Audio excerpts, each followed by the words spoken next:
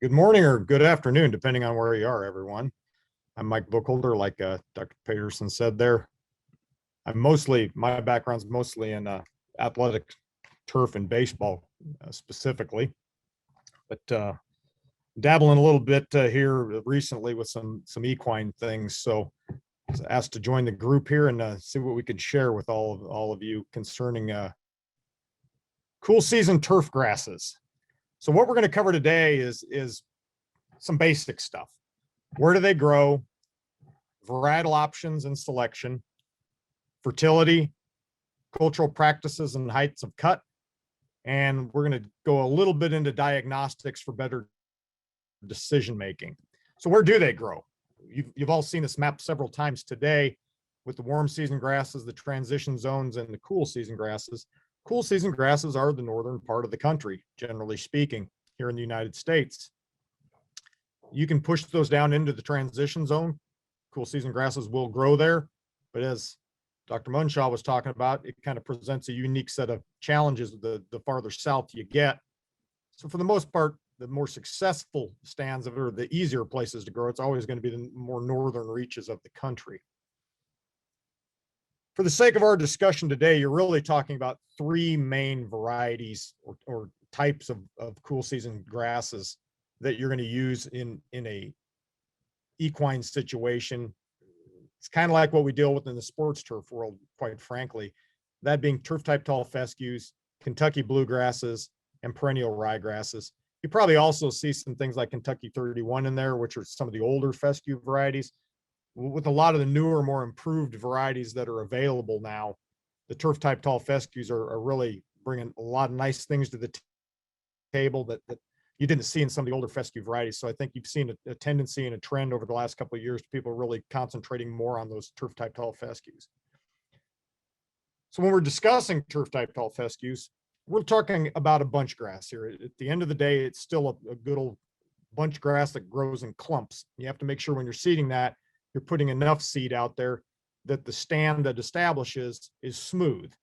Because we've all seen over the years where people haven't hit their seed rates correctly, and you end up with a bunch of little clumps that looks like islands all over the place, surrounded by a sea of brown. That's exactly what we're not wanting to do here. So seeding rates are always important with fescues, to keep them high enough that you can establish nice thick stands of turf.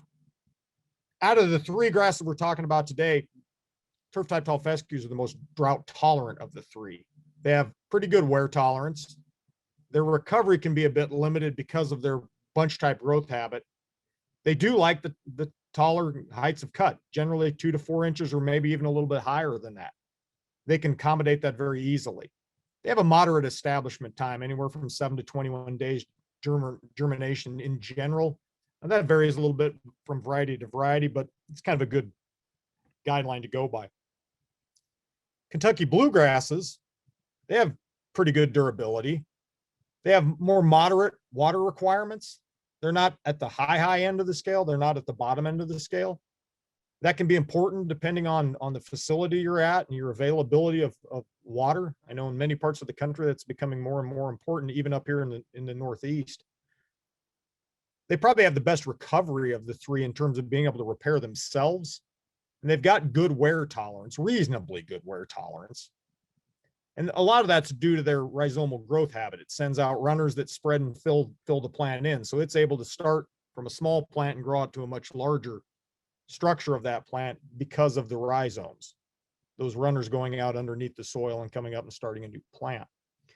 Has a wide adaptability of cutting heights. Some of that's varietal dependent. Certain varieties are going to take certain cutting heights better than others. A lot of your more new and improved quote unquote low mow varieties of bluegrass, you can cut those things down to a ½ inch, maybe even a little bit less. You can take these things all the way up to 3, 4, 5 inches even. Very adaptable in the cutting height range, depending on what varieties you decide to establish and plant. Downside to them is, generally speaking, they've got a lot longer establishment times than some of the other options, the fescues and the ryegrasses. 14 to 28 days just to generally get those germinated, depending on when you plant them and what the weather's doing at that time. We do have a few varieties out there now that are showing 7-day germinations under really good, almost ideal conditions. but I still think it's safe to say those are an outlier compared to what you would normally expect. So 14 to 28 is pretty realistic. I would encourage you, if you're going to go out and start looking for grasses, the NTEP trials, National Turfgrass Evaluation Program, they've got a lot of great information on what all the universities throughout the country are doing research-wise on evaluating the different varieties that are coming to market or they're already on market.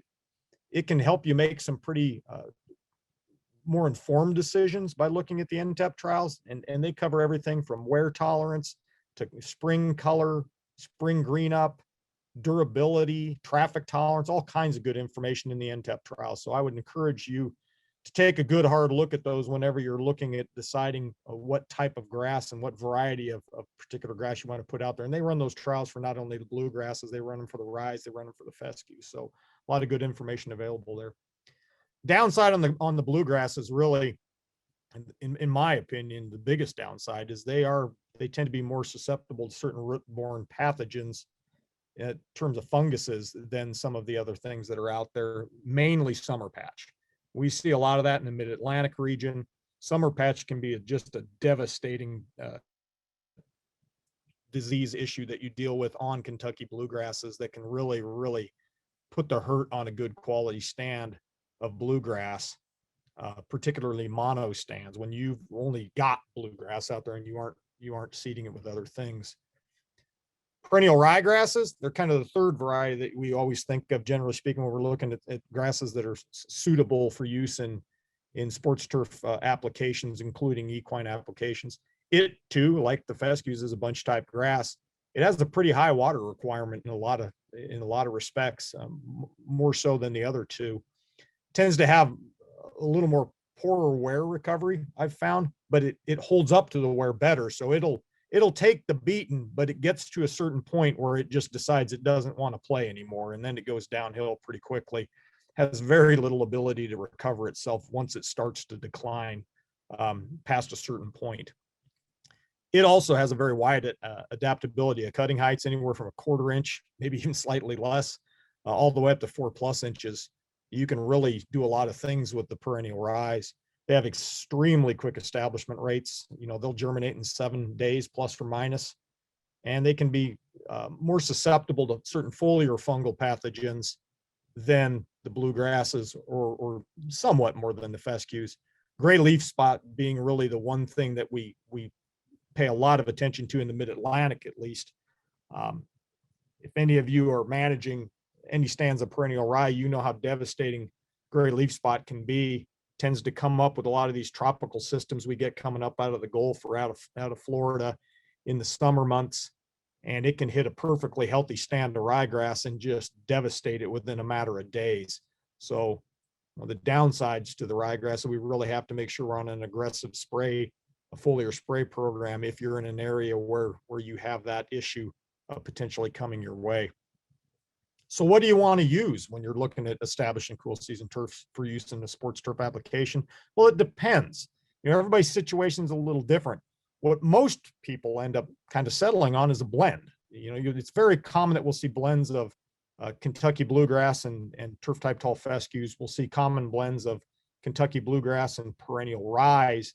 I don't run into that as much out here on the East Coast of the United States as we do, say, back on the West Coast. I'm originally from the central part of Washington State, and back there, the Kentucky bluegrass, perennial ryegrasses, they go hand in hand. Everybody has them.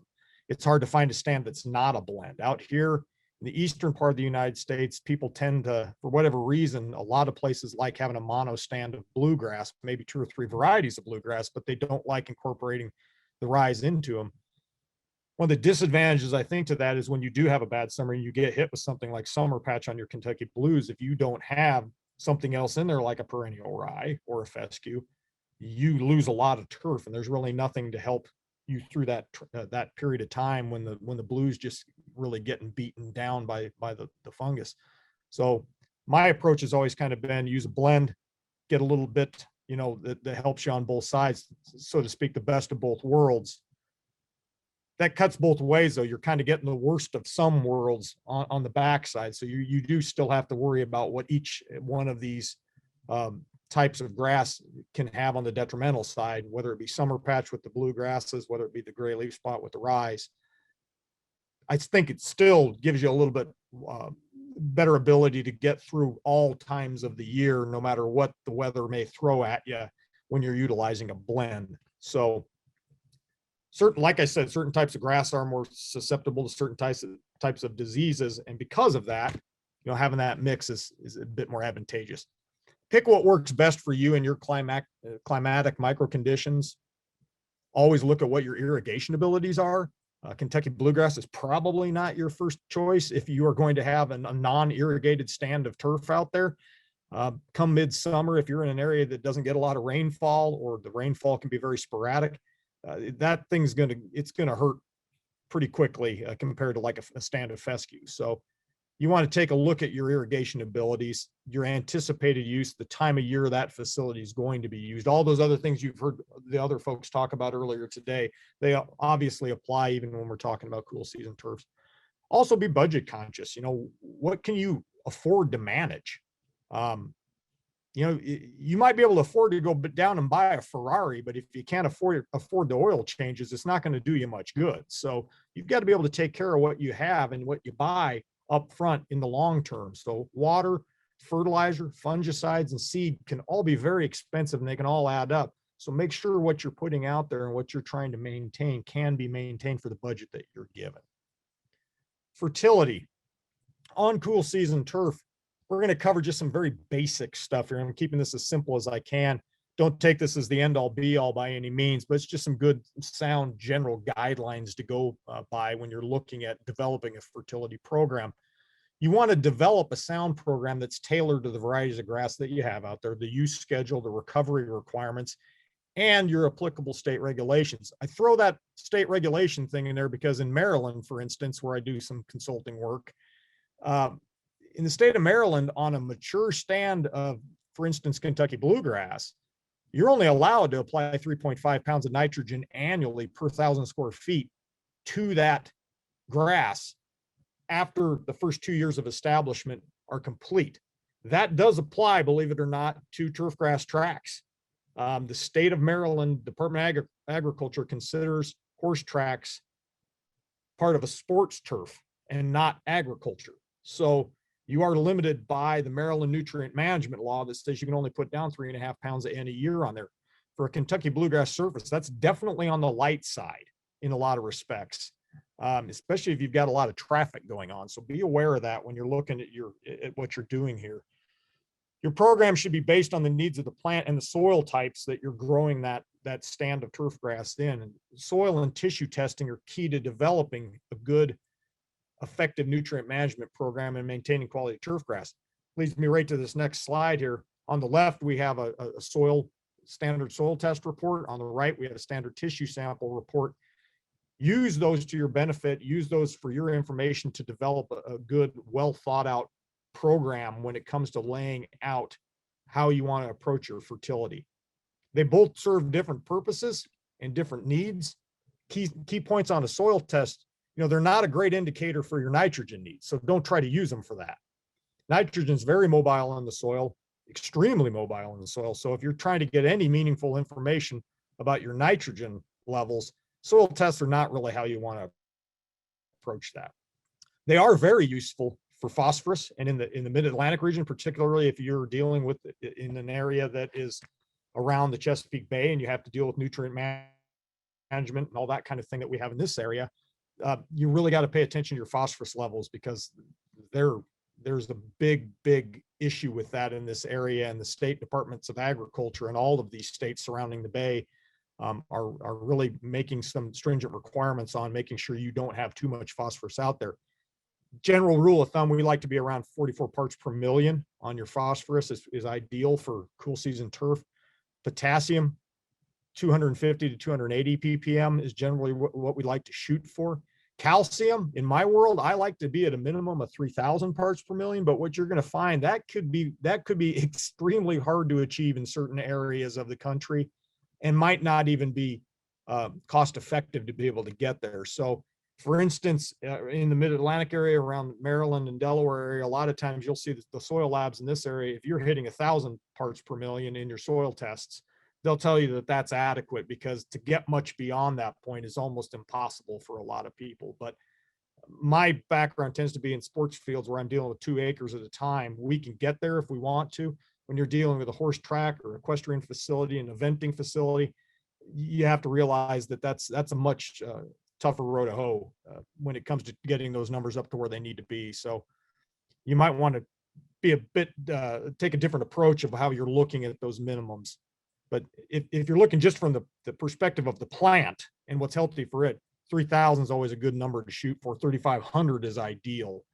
pH can affect a lot of things when it comes to nutrients and the nutrient availability. pH is 6 to 6.5, again, for cool season turf is ideal. That's going to give you the greatest opportunity for the plant to be able to utilize both the macro and micronutrients being drawn out of the soil and utilized by the plant. Calcium to magnesium ratio is another thing I also like to pay attention to. Like to see that about 65% to 15% if we can. That varies a little bit. You got to use your head on it a little bit, depending on what you're trying to achieve out there. 'Cause sometimes we end up keeping our K numbers a little more elevated, which we like to see those between 3 and 6. We might see that calcium number creep up into the 70s, which means some of our other percentages are going to change. And you can't be all in these ideal categories, but hydrogen being the last one, 10 to 15%. That one tends to fluctuate probably the most at the expense of the others. So just keep it in mind. General guideline, those 3 numbers percentage wise, where I generally like to hit for the best availability of things and things working in the whole turfgrass system there with the soils. Tissue sampling, key items to think about that. It's very effective for determining what the plant's actually taking up from the soil. So you're getting a snapshot really of how effective your nutrient application program is actually working in terms of what the plant's taking into it and getting out of that soil and utilizing. It can help you quickly identify nutrient deficiencies in the plant, and it helps to fine tune your nutrient applications. General recommendations, we're going to go through these real quickly with turf type tall fescue. Nitrogen, you're 2 to 3 pounds per 1,000 square feet, which works out to 87 to 130 pounds an acre per year. P, you only want to apply that phosphorus as needed based on your soil tests. One thing we're seeing here in the mid-Atlantic is they're doing such a good job of getting people to be aware of excess phosphorus applications that we're now starting to see phosphorus deficiencies in certain places because we've done such a good job of not applying P. So keep an eye on that. You definitely don't want to cut it out all the way. Take your soil tests, pay attention to what they're telling you, and if you need to apply some, get it down. It's important for plant health. The plant does need it to grow well. Potassium, 1.66 to 2.5 pounds a year, generally speaking, comes out to 72 to 109 pounds per acre of K. Again, I'm basically what I always like to shoot for is about 6 to 5 ratio of nitrogen to potassium. You may want to end up going a little heavier than that on the K side, quite frankly, especially if you're in a high wear use situation. The K can really help with cell wall strength and turf turgidity, do some other good things that really help to somewhat reduce the wear and tear you're seeing out there. So you might find it useful to be a little bit more aggressive on your K numbers. But again, take your soil tests, take your tissue samples, and make an informed decision. My general recommendation on Kentucky Blues and perennial rise is about 175 to 260 pounds at any year. That's 4 to 6 pounds per 1,000 square feet. But again, that might be dictated also by what the state that you operate in allows you to do based on nutrient management laws and things of that nature. Again, P, base it off of what you're getting from your soil tests, and your K, your potassium levels, 3.3 to 4.15, which is 145 to 217 pounds per acre per year.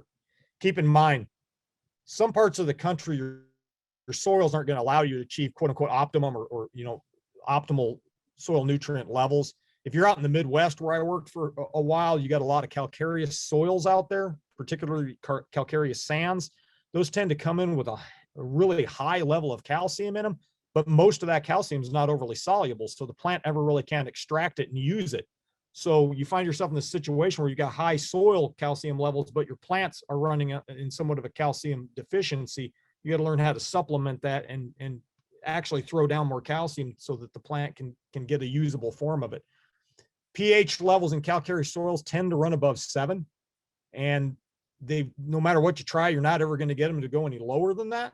So you've got to learn how to manage that. And because once you start getting above that 6.5 range in the pH, you are having limited availability in certain micronutrients and somewhat in the macronutrient side. You're going to have to adjust your programs to accommodate for that. So you may find that foliar applications of certain nutrients, particularly the micronutrients, can be very useful in those type of situations where you're needing to supplement the actual plant with more nutrients in a sprayable form, where it can take it up more rapidly, where it's not having to pull it out of the soils because the soils just aren't conducive to having those nutrients pulled out of them because of the pHs and the type of soil. So recommendations for high use facilities that need rapid recovery from wear: reduce or adjust your fertility program as needed. Again, go back to your tissue samples and your soil tests and just use your eyeballs. That's the greatest things. Walk your facilities and see, yeah, I'm not recovering as quickly as I should be over here. Maybe we need to give it a little extra shot of N. Maybe we need to boost a little bit of extra K here. Use your head. That's what the easiest thing you can do a lot of times is to keep up on things. Just look at what's going on. When to use them? General rule of thumb, on native soils, got a much higher cation exchange capacity in native soils, so it's going to hold nutrients a lot longer. Turf type tall fescue, maybe do 1/3 of your N applications in the spring and 2/3 in the fall. On Kentucky blue and rye, maybe 2 pounds in the fall minimum of your nitrogen, and then take the remainder of your applications and spread them out through the spring and summer months. Always try to avoid your high-end apps in the middle of the summer. It's not going to do you any good then anyway. It's just going to cause you more disease issues, if anything. And your roots aren't growing in cool season turf that time of year anyway. So you're better off to spend your money and take your time to put those fertilizer and nitrogen applications, particularly down in the spring and in the fall. On sandier soils, you got to approach it a little differently because they don't hold nutrients as well. You're going to have to spread your applications out throughout the summer months a little bit more than you would with a native soil. And you're going to find that maybe doing like on fescues, 1/3 in the spring, 1/3 in the summer, and 1/3 in the fall might be a good approach. You're doing more of a spoon feeding at that point in time. And on Kentucky blue and perennial rye, higher in the spring and higher in the fall, with more of a maintenance, a lower load level in the summers to get you through things. Cultural practices, just real quickly here: aeration. One of the easiest, simplest, and most effective things you can do to any stand of turf grass to really give it a leg up. It helps increase the air and gas exchange in your root zone profile. It helps you control your thatch layer. It helps soften that surface a little bit, allows better penetration of the hoof or contact of the hoof with the track surface in particular. If you've got a surface that's running a little bit too hard, aerating it can help alleviate that. Dr. Peterson, I'm sure, discusses that with anybody and everybody that wants to talk about it. Helps you increase your water infiltration rates and get that moisture actually down into the profile where it's going to do you the most good. And think of it, I always tell people to kind of think of aerification as the Turfgrass Manager's answer to plowing. You can't plow your turfgrass stand without destroying it. So the next best thing we can do to alleviate compaction is go out and aerate and punch holes in it. Top dressing. Again, spreading top dressing on your stand of turfgrass helps control thatch. It creates a firmer, more stable surface. It helps with surface moisture control, encourages increased sward density of the grass, and it can be very helpful when overseeding to create a seed bed. Just make sure whatever you do, if you're going to go with a sand top dressing, stick with it. If you're going to go with a compost type top dressing, stick with that. You do not want to go back and forth on your top dressings. Once you start, stick with one. The worst thing you can do is go sand, compost, because what you'll end up doing is actually creating layering in your soils, and that creates a whole lot of issues you really don't want to deal with. Overseeding. It helps repair wear from use and environmental damage.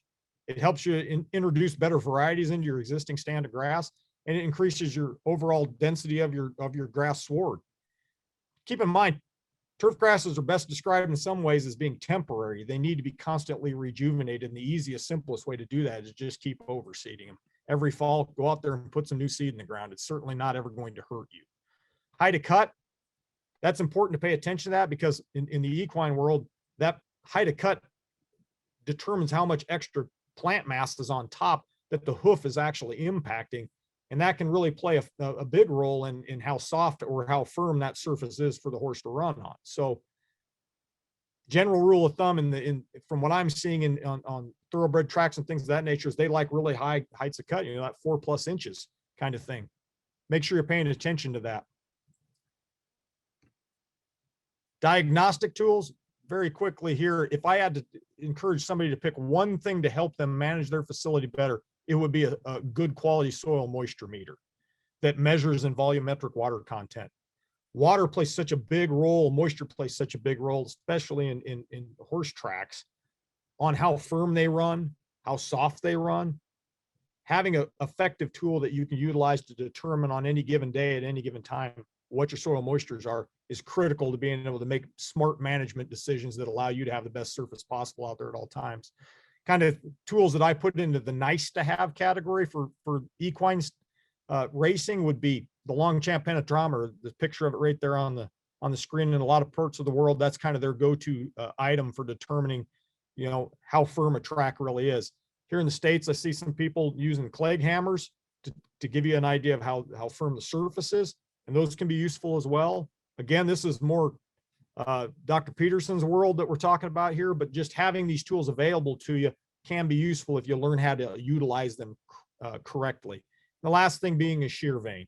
Shear vanes are useful for figuring out really how much force is necessary before the turf starts to tear and divot. Again, it's a tool to have in your arsenal to help you make smarter decisions as you're managing your facility. It's a tool, it's not an end all be all, but it's definitely helpful. Keep in mind that every track and every facility is going to be different, and you need to learn to tailor the data that you collect to your own situation. Really what you're shooting for at the end of the day is consistency and being able to put out there a consistent product on that facility each and every day. And those diagnostic tools are going to be exceedingly helpful to help you create the most consistent surface that you possibly can. With that, we'll wrap it up. Thanks for your time, everybody. This is Karen, and this is her land. She's been here a long time, along with Mojo. The first fence post went up here. Now there's 5,000 of them. After the storm, she started the cleanup here. And when she needs some peace and quiet, she always finds it right here. This is more than just land, it's home.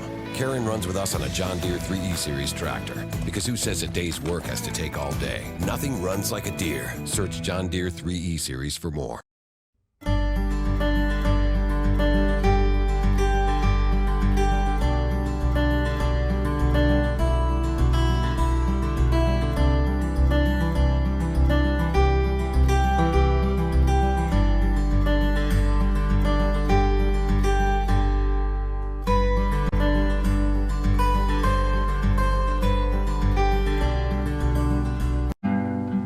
Being a teenager and in high school and middle school is not easy for girls these days. And they get to come here, spend time working around the farm, spend time with the animals, and not feel that pressure until we go to horse shows. The first time I saw this land, I was about 12 years old. I came here with an old mentor. I fell in love with it as a little girl, and I said I was gonna own it one day. My mother, when I was 4 years old, put me on a little pony walking around the zoo. That was it for me. Love at first sight. Like any kid, when I was younger, I wanted to compete more in the Olympics and go Grand Prix and do things like that. But I put that all on the side and realized I had a different agenda in life. I've taught about 800 kids in this area. A typical day starts early in the morning with feeding the horses. Then usually we clean stalls. This is a daily chore, sometimes twice a day. I'm always on the tractor, mowing, spreading things around, you name it. This is a John Deere 3025E. I love my tractor. I couldn't live without it. I like to just relax and be left alone. I call it my husband. He's very reliable, and it doesn't argue. It's so easy to use. My 68-year-old mother has never driven anything like this before, and she was scared to death of it. And once she did, she loves it. She drives it all the time for me and helps me out around the farm. Being here in Florida, we deal with a lot of hurricanes, so it can be very stressful when we're in the path of one. That John Deere helps me so much. We go around picking up debris, moving, pushing things with the bucket. I always have an average of 50 students, so whenever there's a disaster that comes around, they're always here and they're ready to work. I call all my girls my kids. They're like part of my family, and they get scholarships for riding, and so we try to keep our sport here a little bit serious but fun. We go to the horse shows. It's great for them. Good, very nice. Teaches them a lot of sportsmanship, how to be more in charge and have more self-confidence. A little stronger on that. There. The parents tell me all the time, you are such a huge influence in our child's life. I love to share my experience with these girls and be able to steer them in a better path. Everybody always asks me, how do you keep doing this? I say, just the sheer passion of it. What am I gonna do? Get a condo on the beach somewhere? I'm happier here. I'm Karen Neese, and this is my land.